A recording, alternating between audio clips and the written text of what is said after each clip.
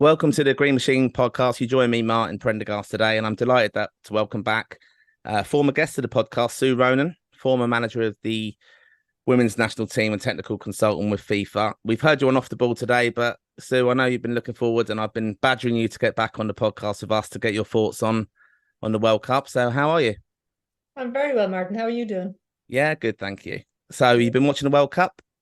Yes, absolutely. I've watched most games apart from those that are on in the middle of the night. I've tried to catch highlights of those. But yeah, I've been lucky enough able to watch those that are kicking off in the morning. Yeah, it's starting to get exciting now. I suppose it's down to we're in the second. Many of the groups now have played their second game, so the starting a bit of shape is starting to form in the groups, and of course the last game in each group then is always more exciting because you're looking at who's going to qualify, who isn't. But yeah, really excited watching it, and isn't it fantastic that we're here talking about a women's World Cup, and we're watching our own team there, the Republic of Ireland, and cheering them on, and what a great achievement it was for them to get there. So yeah, it's brilliant. It's brilliant that they're there. Yeah, I mean, it was amazing, wasn't it? It's a shame, obviously, out after the two games, but we've got another game to come on Monday, and you're going to be one of the many Irish fans going to be at it. I'm very jealous of you, but you're heading over. I am. I'm heading over tomorrow, and I'm really looking forward to getting there. Watching the match from afar, like yourself and like everybody else. The first game when they made their debut in the World Cup against Australia in that packed stadium, what was it, 78,000 people? Probably half of them Irish, certainly at least a third. And there was just tears when the national anthem was played. It was just such a momentous occasion for Ireland, but I think particularly for anyone who's been involved in women's football for so long, and maybe who's been close to the team, and as many of those players I actually gave debuts to. So I really found it an emotional occasion, that national anthem, and I was so disappointed with myself or jealous that I wasn't there. So I said no, I'm definitely going out to catch one of the games. Unfortunately, they don't have anything to play for in terms of qualification on Monday, but nevertheless I'm sure they'll want to finish on a high, and try to get a win. That I think, in fairness, they deserve something, because they've gone toe to toe to the big guns in women's football to date without getting any reward. So it would be great for them to come away with a win on Monday.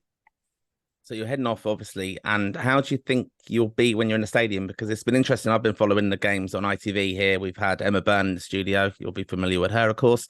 Yeah. She's been speaking as well on podcasts and things about how emotional she's found it, and that her kind of enthusiasm and as a pundit in the ITV studio has gathered so many Irish fans in because they've all just seen her jumping around like mad. How do you think you're going to be in the stadium, like especially when the anthem comes?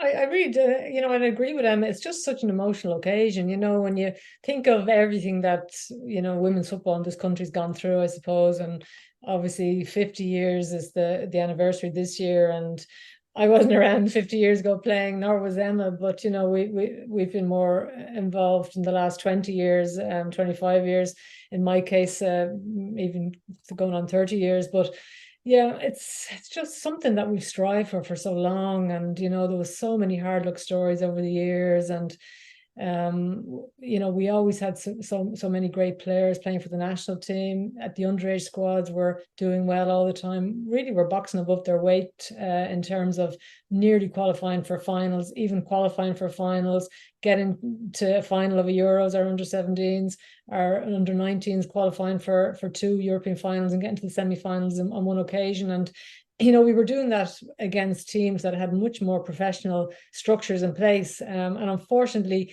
because of that, we just weren't able to take that final hurdle. So it wasn't because we didn't have the talent, or we don't have the talent. It was just that, unfortunately, the resources and the professionalism in the game in other countries was just further ahead than we were. But now you've seen that change. And, over the last 5-6 years, the professionalism has come into the game here. It's come into the national team. They have everything around them that they need now to enable them to perform to the best of their ability. They're all playing at a high level professionally. And, that's what's needed. You can't compete with the top teams in the world. You can't qualify for finals anymore if you're an amateur team. You just can't. So, all those people that went before and would have loved those resources in place. I'm sure Emma would have loved to have those resources in place when she was a player. I certainly would have loved to have them in place when I was a player and indeed a coach. It wasn't to be, and I mean, everyone has their time, but it's great that it's there now, and it's just so emotional that we all feel we've been on that journey with them. And that is very much as it isn't it? It has been a journey, and I know a massive celebration of obviously qualifying for the World Cup. So I think actually the fact that we're disappointed after being knocked out after 2 games shows how much progress has been made. Because, like you said, we played 2 of the better teams in the tournament. You know, Olympic champions. Australia as a host are always going to be difficult.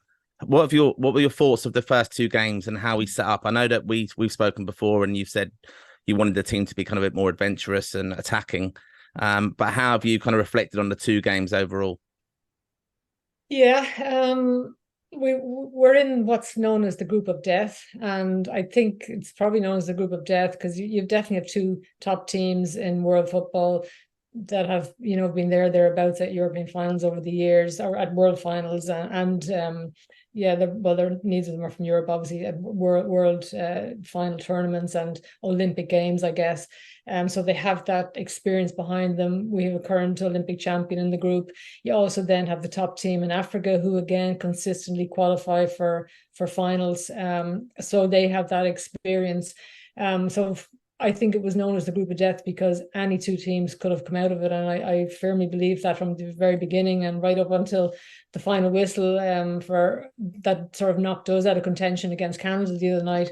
I really felt that was the case. And now, as you see, any of the 3 teams or 2 of the 3 teams can come out. So it really was a very tight group, to try and qualify out of. I think we've done quite well. I think going into the group, going into those games, especially against the host nation, you did have to respect them. You did have to sit tight. You did have to, not open yourself up too much too early. And I think we did very well. I think we contained Australia. We silenced the crowd, those that were cheering for Australia. Yes, they had more of the ball in a very tight game, but they really didn't cause us too much trouble. I suppose we were fortunate that Sam Kerr was injured, and of course you don't wish her an injury, but it was a bit of luck for us that one of the top strikers in the world wasn't playing against us. Let's be honest, because she can score a goal out of nothing, so that was a bit of an advantage. So really, we were very composed in that first half. I thought we weren't in any danger. They didn't really threaten us. A couple of half chances. We sort of nullified that threat. I suppose the piece that disappointed me was that we didn't pick our moments maybe to get forward more. When we did get the ball long to Carusa, she was surrounded by players. She wasn't able to hold it up, and nor was there anyone up to support her. So while she's trying to probably control the ball coming up to her, she's also looking around to see what she can do next with it. And that hesitation doesn't help her in terms of holding onto the ball. And then, of course, we know what happened in the second half. We gave away a silly penalty, really. And then we just seemed to up the game, and you saw in the last 20 minutes, we were well capable of causing Australia problems. I think I've said many times that, yes, they're a good team. They're an experienced team. Canada are a very good team, an experienced team. But neither of them are your top 4 or 5 nations who always find a way to win. Your USA, your France, your Spain, your Japan, England as well, probably, although they've got a lot of injuries. So I did feel we could take the game to both those teams on occasions during the matches. So I suppose it was a little bit disappointing in that first game that we left it a little bit late to do that when we were chasing the game. And then you got the complete opposite against Canada, and we came out. We started off very confidently. We got in their faces. Our tactics were spot on. There was less gaps between the units. We pushed forward together. There was always somebody supporting Carusa, and more than one, on most occasions. Her touch was excellent as a result. She had players around her. She had options. We really put it up to the Olympic champions, and they were 6s and 7s, so it showed we can go toe to toe with those teams. I'm not naive enough to think we can do it for 90 minutes. We're not at that level yet. Yes, they have more experience, in terms of winning games in these tournaments, but we went at them, we frightened the life out of them. It's just so unfortunate we didn't get a second goal, because I think that would have really killed them off. And hell, if we didn't concede as well, that OG just before halftime, we went in 1-0 or 2-0 up, we wouldn't have lost that game. I think that you summed it up there very well when you said like the top teams do find a way to win. And I know we've all analysed the game and looked at it after in the disappointment, obviously, because I think that was our best performance. And but I thought just it was the contrast was massive. I know we had a good 20 minutes against Australia, but like Lucy Quinn was straight away on the on the front foot and created a great chance early on. And then obviously the goal was amazing by Katie. But we did have chances, and it was just such a contrast. Do you think, those last minute changes, did that impact, even, I know Lucy, but even Anya coming in, would that have been very unsettling for the team close to the game, do you think? Well, Anya's very experienced, and she's been around the block, a few times. She's very experienced. She never, in fairness to Anya, she has never let anyone down. When she plays for Ireland, she puts on the jersey, she's super fit. She's kept herself in great condition for one of the elder statesmen as such of the squad. And I mean, I think Vera was even asked the question afterwards, and she also said that it didn't disrupt them because Anya played, I think, was it against Sweden, one of the qualifying games, she actually started in that position. So like they would have all known their role, they would have all known what they were to do if they were to come on after 5 minutes, 10 minutes, or if someone got injured in the warm or whatever it might be. Would Heather have added something more? She definitely would have gone forward. There's no doubt about it. She just maybe has that little bit more technical ability, more finesse than Anya does. She's more of a natural attacker, taking players on.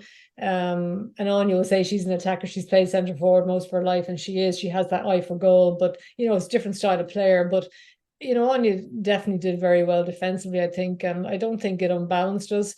Because we had a super first half. I mean, there was no issue. It was really only the last couple of minutes. It was maybe a lack of communication. In the centre of defence. Could Louise have maybe screamed at Megan that it was her ball because she was facing onto it? Megan puts in a foot trying to do the right thing. And look, they're split-second decisions. They're very hard to say you could have done this or you could have done that. You make the decision at the time, but I don't think really Anya had there was no blame to Anya in that first half. And then I did find that taking Lucy off at halftime, Lucy Quinn, I found that a strange one, and I was still waiting to hear if she was injured because I thought she was one of our best players in the first half. I thought she really did well, so I don't really know the rationale for that. I think again Vera said she wanted to get Abby on, maybe to get forward a bit more, but we weren't losing the game. It was 1-1. We were doing so well. And Lucy gives you that little bit more in defense than Abby does. Abby's, yes, she's great technically. She's youthful, enthusiasm. She's a great player. She's going to be a great player for us for many years to come. And she takes players on and she can glide past them, but she's probably a little bit less, less strong in defense than Lucy would be. So I found that one a strange one. But I'm still sort of scratching my head as to know what went wrong. Of course, you have to look, I suppose, at what went right for Canada. They, I'm sure, got a rollicking. Like I know Bev Priestman well, and she doesn't mince her words. She's from Newcastle, doesn't mince her words, and I'm sure she had a right pop off them at halftime and said it wasn't good enough because it wasn't from their point of view. Now a lot of that was attributed to how we didn't let them play, but still, when they weren't under pressure, they were giving needless passes away.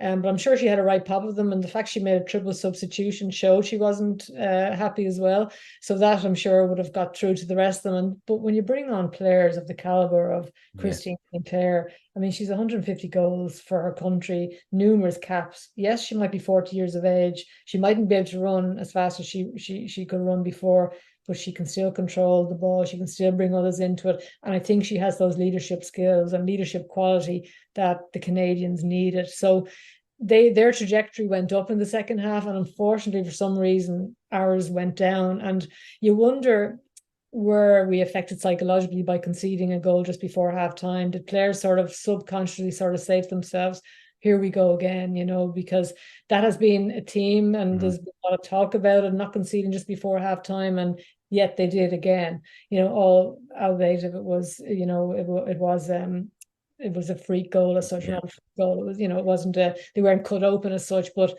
that can have a bit of an impact. So we didn't start off well. They started off on fire and they showed they're a good team. And yeah, it was just so unfortunate the way we sort of collapsed, really, I suppose, in the second half. Do you think that comes from in-game management though? Because I've been watching it, and I'm new to kind of the women's game to be very honest. But we're watching a lot of football and stuff. But it's even some of the things.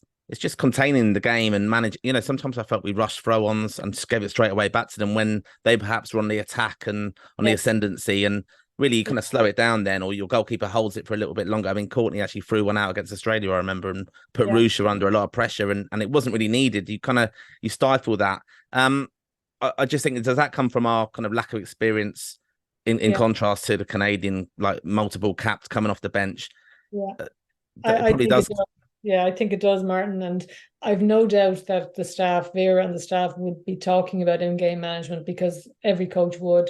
You're talking about, trying to slow things down if it's not going well, or maybe someone going down injured, or, taking a minute just to kill the game if the others are getting on top. And we've seen Courtney, I think, go down a couple of times like Mm, that in different games. And it's that's the right person you want to, because she doesn't have to walk the pitch if she gets yeah, treatment, whereas obviously everybody else does.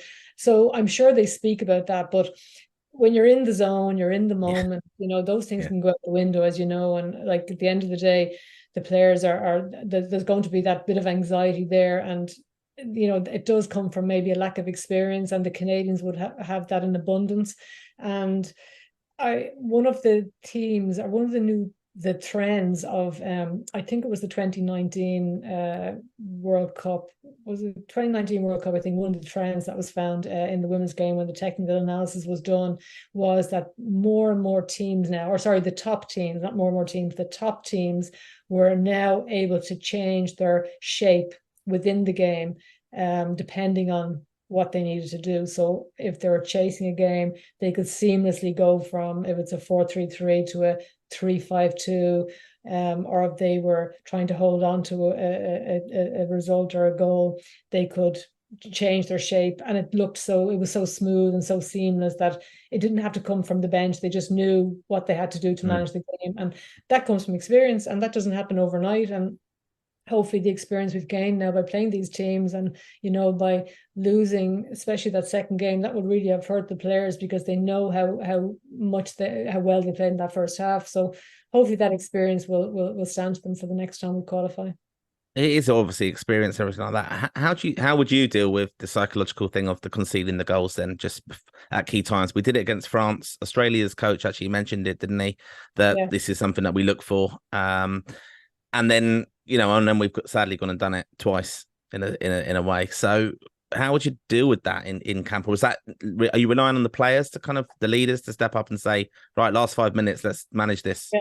Yeah, I think so. I mean, you can talk about it beforehand, and then you're making a big deal of it as well. And Mm, then again, that can lead into the psychic. But I think you're hoping your leaders will galvanize the team, will manage it out. And you talk about different moments in games, and you talk about the first 5 minutes, get settling into the game, and the first 5 minutes after halftime, or the first couple of minutes after you score, after you concede, or just before halftime. And they're the moments maybe they just need to maybe just have that those concentration levels a little bit stronger, or do something to slow the game down if they're feeling that they're under pressure. Or yeah, it is about managing it. And I suppose you are hoping your leaders will step up and do it, because when you've got some young players in the team as well, as we do, they need to be held along as well. They need to have their hands held as such at times.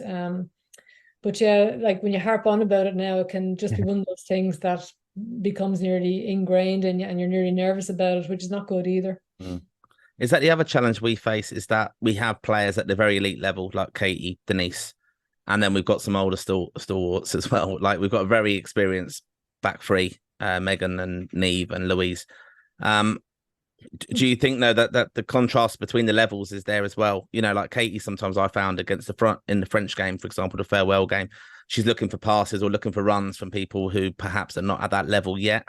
Is that that must be a difficulty for them, coming up against more experienced teams who, like you said, they know their roles, they can transition into different shapes and Yeah, things like that. So how do yeah. we combat that? Well, it's about doing your patterns and training, really, and um, working on all elements of the game, your defensive shape as well as your attacking play. And I think they're all playing quite a high level, apart from one or two. That Abby and Anya are playing at home, and the level is Yeah. not the same here. Of course, it's not. Mm. So I don't think that's really a fair excuse, to be honest. Because most of them are playing in England. I know Katie plays at Arsenal. And they don't all play the top teams, but they're still playing against these teams week in, week out. So that's really, yeah. I mean, I think Katie's a special player. I think Denise is a special player, and when you look at every team where you have a special player, they're going to try and do things that they're maybe always going to be a little bit of step ahead of their teammates, because they just see the game maybe quicker, or they see the pass quicker, and so they might just be on different wavelength at times. But yeah, I don't think that happened a huge amount, to be honest with you. And going forward, then that's been something that we speculated on as well. Our most attacking threat for the Australia game was seen as Katie, and yet she's playing left wing back. I know you've spoken on off the ball about players. We've got Megan at the back, and she plays in the field. Like, is that just the status of where we are as women's players? The availability, I suppose, of that we can pitch in. You can move people around. Even Louise goes up front, doesn't she? Do we need to play to our strengths more, do you think, going forward? And can you see that evolving in time, whether it's under Vera or not, that's what we need to get to? I think we do need to evolve. We have some great players. You saw what Katie did against Australia, but particularly against Canada when she was released forward, and like she practically dragged the team by the scruff of the neck, or she was trying to get that goal. How many times did she make runs, and what a magical run she made late in the game as well when she went past 3 or 4 players, but for me, she should be playing further up the pitch. For me, I'd like to see Denise more in the 8 role, more advanced in midfield. I'd also like to see Megan Connolly in midfield rather than a centre half. I know we were struggling with some players being injured, but then again, it comes down to the choice of the coach. Like, the coach feels that those players are better moving them around rather than putting in players that actually play those positions. Well, that's the decision the coach makes, and we don't always all agree with each other, because that's what makes football, I guess. But personally, I would have definitely had Megan Connolly in midfield, because I think we have other centre halves there that could slot in there. I definitely would have moved Katie higher forward as well. But look, I think going forward, we need to try and put our players in their best positions. If we want to advance to the next level now and evolve as a team, as you said, I think we need to start doing that. But when maybe players that have been injured come back, players that are left out, reinvigorated, and there's also some really great young talent coming through that probably need a chance now, and they need game time. They've been in around the squad for maybe the last year or so. You look at the likes of Aoibhinn Clancy, who else? Erin McLaughlin, Della Doherty, who were really good under 19 players a year or so ago. We don't have another team in between the 19s and seniors, so they need to get some game time somewhere. And if that's putting them in friendly games or tournaments to expose them to that level, you need to do it. Otherwise, they're not going to develop the way we want them to and the way we need them to, especially with some of the older players in the squad, maybe coming towards the latter years of their career. I think it would be interesting to see how the team evolves now with, some of the older players kind of perhaps moving out on. I think we'll see the game now in the Aviva in the next few weeks, and probably the kind of homecoming game in the Nations League, Northern Ireland. But I think it'd be interesting to see. What I'm interested to see is obviously the fallout from the World Cup. I mean, we're in a good place at the moment. Everyone's interested and very supportive of the girls and stuff. But inevitably, after a World Cup, you get a bit more analysis. You kind of get people out of their comfort zones, and they're not under the media watch anymore, and they can kind of say, well, I was disappointed that I didn't get a game. And even after the first game, there was clamours for Amber Barrett to get more time. Yeah. I found it quite difficult in the lead up to the World Cup to I was quite sympathetic to the girls who travelled, obviously, as part of the training squad. Is that an unusual thing, or was that something that just we did, or did all the teams do that? I think all the teams do that. That was an option, I think, available, and I think most teams took it up. Right. Yeah, I think that might have come as a result of the fact that for the Qatar World Cup, the squad for the men's teams was bigger. There might have been 26 players actually in the squads, and I think the reason at the time given for that was because it was probably because of the breaks from COVID, and maybe was mid-season for most of the European leagues or whatever. I'm not 100% sure, but I think that could have been something to do with it. But then obviously, the women's teams then are saying, well, why can't we have 26 in the squad? So I think that was the I suppose the balance you could bring additional players with you, right up until match day, the first match day -1, they could be brought into the squad in the event of an injury. So yeah, we did that. Many teams did it. I'd imagine probably most teams did it. So yeah, so it's tough. It was tough for them. It's tough to be left out in the first place, and then I suppose going and then knowing you're being left out again. I'm not really sure what way, if it was me, what way you'd deal with that. Of course, you'd be delighted to be down there as an additional player, and you're hoping to get into the squad, but you don't want to wish any ill, feeling on any of your squad mates. But yeah, it was a difficult one, but you're right. After every World Cup or every major tournament, there's a post-mortem. And I think the women's game's at the stage now, and rightly so, that, we wanted sort of equality, we wanted parity, we wanted promotion, we wanted it to be on TV, we wanted everyone to be interested. And once that happens, you're also going to get criticism, and that has to be part and parcel too. Like, you want to get the praise when things go well, but there has to be that critical analysis as well if maybe things don't go well, or if even just discussions around, well, could things have been done better, or whatever it might be. And that's just part of the game in general, and that will happen, I'm sure. I think it was done us some good stead as well, like, the post-mortem in a sense, because I think this has been our first World Cup. I kind of felt sympathy for the girls in the lead up to it, because every airport they went to, it was fantastic seeing the farewells. I mean, it's brilliant we have that engagement with our fans. I think like we had that with the men's team. We've always retained that as a nation. I think that's amazing. And I know it's really welcome, the support. But, I saw the contrast. America's team, Rapinoe walks out for a hotel, the security everywhere. There's no engagement with anybody. I know we spoke about this before with the Lionesses. Like the Irish girls, they come through, and I know that must be a bit frustrating as they're trying to get more professional and they need rest time and they need this, but it's just getting that balance right, isn't it, for them that way?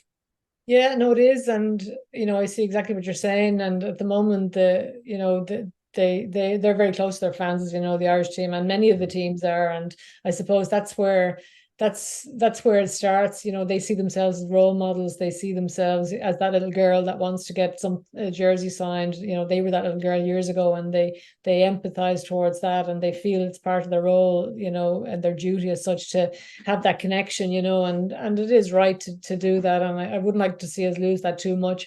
I'm sure we will get to the stage probably, because it's only going one way, where, probably it might get overwhelming at some point, where going out to the airport rather than going through the front door, they might have to go in the side door like the men's team do, that type of thing. And that's okay as well. I mean that shows then that you're at that professional level, but yeah, I think that closeness with the fans, it's important to still retain that as much as you can. Yeah, I think we get the balance right with that. Even the lads do as well. Like, we see them obviously traveling around the world. I think it's nice. It makes it unique to us, and it's Irish. It's really Irish. Yeah, very, very, very much so. Just on Vera then, again, we've got, I was thinking, we qualified for the World Cup, brilliant. Everyone, it was a long lead in as well, a long, big preparation. I saw her going up and down in troughs. It must have been very difficult as a coach to, have to let down people who got her there, even disappointing, for example, Jamie Finn, who pivotal part of qualification, calling her up to the training squad. She seemed very down on a fantastic day when we were announcing the squad. Then the spirits lifted. Yeah. Fantastic farewell, even though the result wasn't great against France, but it was amazing to see that. It seemed very much an achievement getting to the World Cup, and we've done very, very well. Obviously, scoring a goal, fantastic as well. So, where do you think we are though with that? Do we need a completely reset now? Because Vera's very set in her ways tactically. I know that she's there's lots of more speculation now of where, and we did have talk about the contract renewal and things.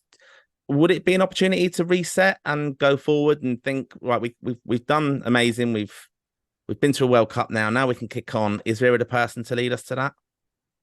Yeah, I mean, that's always the $50 million question, isn't it? And we've seen in the past, especially with Irish managers, and not just in soccer. I always say that in rugby as well, when the coach gets the team to a major tournament, a World Cup, they get rewarded with a new contract. And you're sort of saying, well, perhaps they deserve it. Why wouldn't they? So I don't know what's going on. I think apparently there was some discussions beforehand. But that's what the press were reporting. There were discussions, and then they seemed to not be happening. And I know the press continually ask Vera what she wants to do, and she says her position is clear, meaning she wants to stay, but yet the FAI haven't offered her contract. So did they just want the team and Vera to focus on the World Cup and not be worrying about things like that? Or did they want to wait and see how results went? I don't know. But yeah, I mean, people are asking, and there are whispers there, asking the question, has she taken the team as far as she can in terms of her own philosophy? Or, should we be looking at changing to evolve now? And I suppose it depends really what her intentions would be if she's still in charge of the team in terms of that evolution. Will she continue with the style she's playing? Will she look at trying to change it a bit?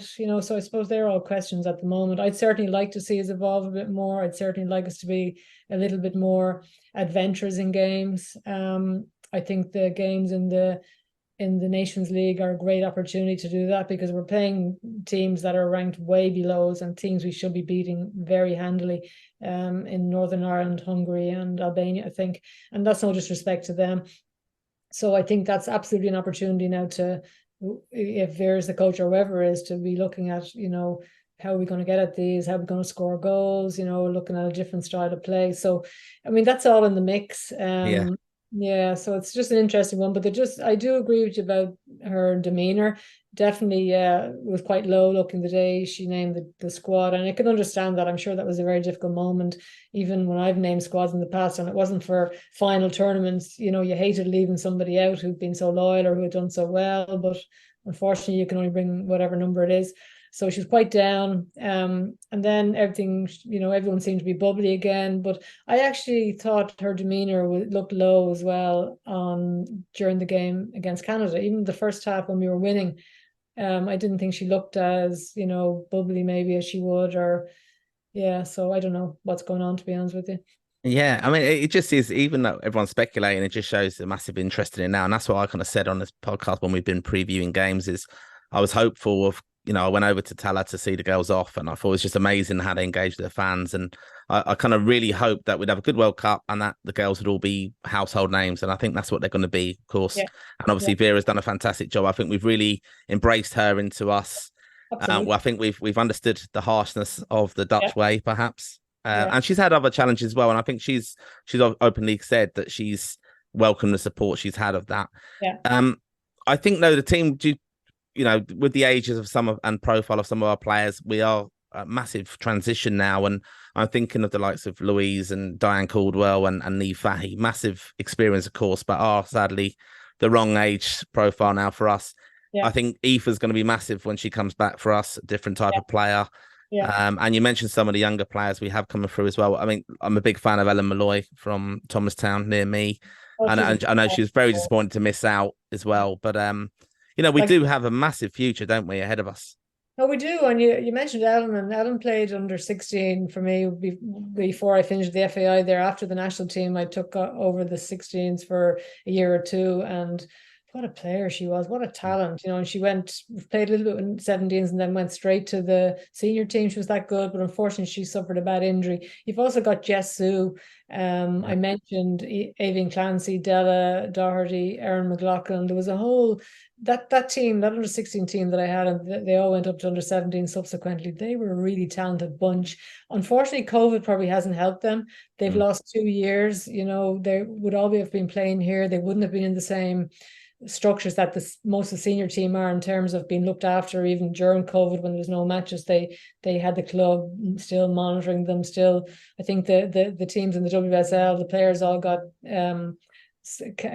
bikes, stationary bikes for at home, just to keep a bit of fitness going, so they wouldn't have had that. So that came at a bad time for them, and they would have missed a year or two of vital international experience. But they're still a talented bunch. And you mentioned Megan Campbell, Aoife Mannion, Tyler Tolan is another one potentially come back into the mix. I mean, she was one of the best players under Colin Bell in that number 6 role, so you'd like to hope she could come back into the mix at some point. Jess Sue, who had a bad injury. So Jess Stapleton is another one I think was very unlucky not to make the squad. For me, she's a fantastic talent, and I think now she's gone to England, to one of the clubs in the WSL. She has. I think that's actually today. I think it's is it West Ham? West Ham. So you're absolutely going to see her now go up to a different level, because she's now going to have that professional training behind her, the training every day, gone from maybe 3 times a week or 4 times, whatever, with Shelburne, to daily, and not having to do anything else as such, not going to college or not working, whatever she did here. So I definitely think you'll see her going to a different level. So yes, it's probably a little bit transitional. We're going to lose, I'm sure, some players. Unfortunately, mother time catches up on us all. But yeah, we do have a lot of talented players coming through, but they need to get opportunities somewhere, somehow, and give them those experiences, And before I let you go now, how would you approach the game against Nigeria now? Because would you reward the players who've got you there, or are you thinking we've got to be professional? It matters. Well, it matters to us, but of course it matters to Nigeria as well in their qualifications. So, it's a kind of conundrum, isn't it? Yeah, it is. And I've heard different things, people saying, oh, play the reserves and play all those that didn't get a game yet. I mean, I wouldn't do that. And I don't think that's what you should do. Yes, I would probably look to freshen it up a bit. At the end of the day, some players have played now 2 full matches, and it's not even 90 minutes anymore. It's like 110 minutes, some of the games. And it's the wrong time of the season for many players too. We probably had a 6-week block where some players weren't playing any matches, so they're going to feel there'll be a bit of fatigue there. I'm sure there might be a few niggles. I would definitely freshen it up a little bit, and but I would also look at maybe moving 1 or 2 of the players around. I personally, I'd put Megan Connolly in midfield. I'd release Denise a bit further forward. I'd release Katie a bit further forward. You could bring in Diane Caldwell or Claire O'Riordan into partner Louise and Neve Fahey. They wouldn't let anybody down. So I think freshen it up a bit, but I definitely wouldn't make wholesale changes. I mean, you want to finish on a high as well. You want to try and get that win. And it would be great to say we finish with a win and 2 narrow defeats, unfortunately, in this group. Yeah, I think that would be amazing, wouldn't it? And that's what we all want to see. One person that interests me, though, Rusha, I think it's amazing, her story, that she plays so little time for Aston Villa this year, and yet and I think that might be the change just from that, in a way, because I know she did come off, and I was a bit surprised that she came off, because I thought she played very well the whole tournament. Yeah, I thought she's been magnificent, Rusha, really magnificent. And I love Rusha. I would have given her a cap, and she's a great character to have around a squad as well. Mind you, I got probably many headaches from her, but she's a great character to have around. And yeah, like, her story is great. Like, she hasn't played at the high level for as long as the others have, but yet she's always kept herself in good nick. And once Rusha is fit, I mean, she'll run and run, she'll harry and press. She was sort of doing that defensive role as well. And again, Rusha, for me, can probably unlock, the key if she was a bit further forward. But look, she's done the role she was asked very well, and but potentially, the midfield may be freshened up. But I think she's had a great tournament, in fairness to her. I think she brings a lot of joy to the squad, and are very important to that, because I think even come back to the tunnel and before the Australia game, I think I've rewound this about 100 times to try and catch what she says, but you can see Courtney Brosnan laughing then, and a few of them smiling, and Katie's very serious, but it's something Rusha shouts. And then you can even see the anthem against Canada the other day, like Rusha's singing her heart out. And yeah, I think she's really endeared herself to everyone. I know you've obviously got to get off and pack probably, but who do you think is going to win this World Cup? From the beginning, I sort of said I thought Germany would do well, which I still think they potentially will. Excuse me. I think Japan. I also had thought Japan. We hadn't seen much of them, and they're playing very, very well. Spain have really impressed me. France not so much yet, and they're flattering to deceive at the moment. I mean, they just drew 0-0, I think, was it, with Jamaica. They haven't played their second game yet, I don't think. So, and I think England are just unlucky with injuries. We talked earlier, it looks like they're after getting another bad injury today, unfortunately, because I would love to see them do well. But I think Germany will be thereabouts, Japan, and you can never rule out the USA. You really can't, as I feel they're a more inexperienced team than they have been for a long time, because they have a change of players as well. The squad is transitioning, but they're hard to, they have the experience, they know how to do it, they know how to win the games. Mind you, Holland really put it up to them as well, but you wonder whether Holland can go the distance. But yeah, I think between Germany, Japan, USA, I think it might be one of them. That's it. Oh, very much on the fence there, but no, I'll Yeah. leave you with that. I mean, it's not bad. Keep my options open. Yeah. But no, look, you're very fortunate you're off there now to do the technical analysis as well over there. So enjoy every minute of the World Cup. I'm really delighted that you are so important to Irish football that you're going to get the opportunity to see the women. And I hope you can contain yourself and keep yourself together with the emotions in check.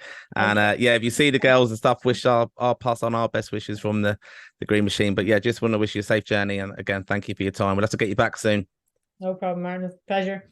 Brilliant. Thank you. Take care.